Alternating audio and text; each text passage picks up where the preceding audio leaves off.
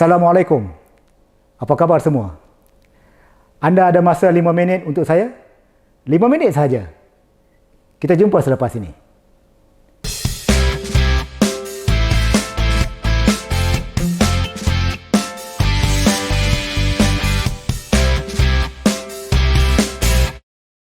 Satu pertanyaan saya kepada sahabat semua. Sebenarnya apakah yang menghalang kita untuk melakukan perubahan dan seterusnya berjaya dalam kehidupan kita? Percayakah anda jika saya katakan bahawa halangan itu sebenarnya berada dalam diri kita sendiri?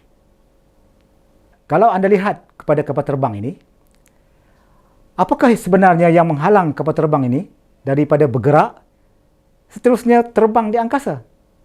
Tentu ada sebabnya. Saya akan ceritakan analoginya seperti berikut.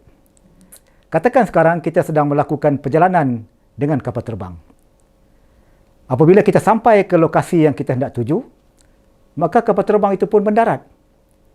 Dan setelah hampir kepada tempat dia berhenti, kita akan melihat dekat bawah sana, dekat landasan, dekat bawah sana tu, ada beberapa orang sedang melakukan kerja mereka.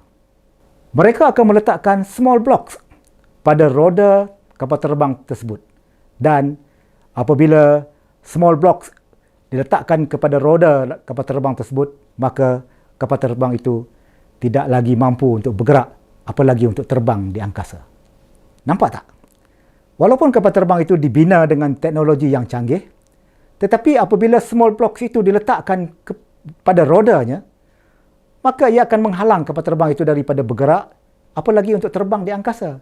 Namun apabila small blocks itu dialihkan, maka barulah kapal terbang itu dapat bergerak dan seterusnya kembali terbang di angkasa raya.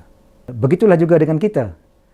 Sebenarnya tanpa kita sedari, terdapat terlalu banyak small blocks ataupun blockage yang ada dalam minda, dalam jiwa kita.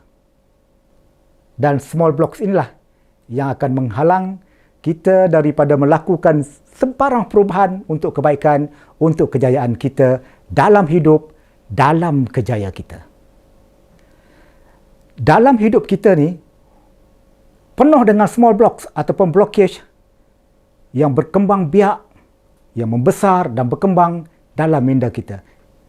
Ia menjadi bertambah besar dan berkembang kerana kita sendiri yang mengizinkan ia untuk berkembang dalam jiwa, dalam minda kita. Tentu sekali kita pernah mendengar perkataan ini. Saya tak pandailah, saya tak tahulah, saya tak kuat, saya takut. Kalau kita buat pun, kita bukan boleh merubah dunia. Pernah kita dengar kan? Ataupun mungkin kita sendiri pernah menuturkan perkataan-perkataan itu. Kita selalu dibuai dengan perkataan-perkataan tidak. Ataupun perkataan-perkataan yang membawa konotasi negatif dalam kehidupan kita. Perkataan-perkataan beginilah yang menjadi small blocks yang akan menghalang kita daripada melakukan perubahan untuk kita berjaya dalam hidup dan berjaya dalam kerjaya kita. Jadi sahabat, apa yang perlu kita lakukan?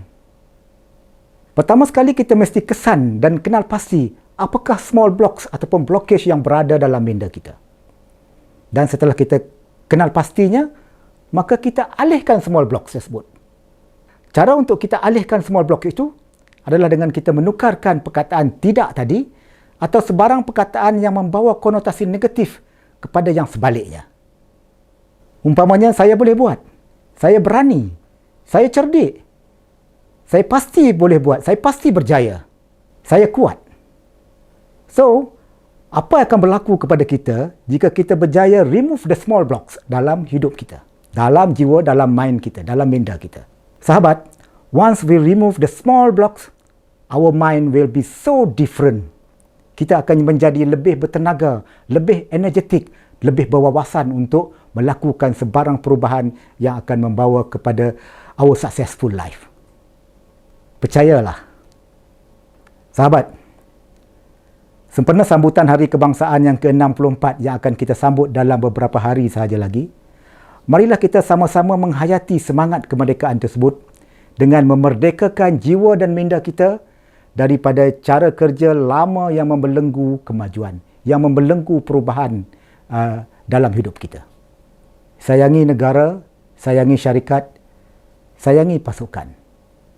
Merdeka, merdeka, merdeka. Assalamualaikum warahmatullahi wabarakatuh.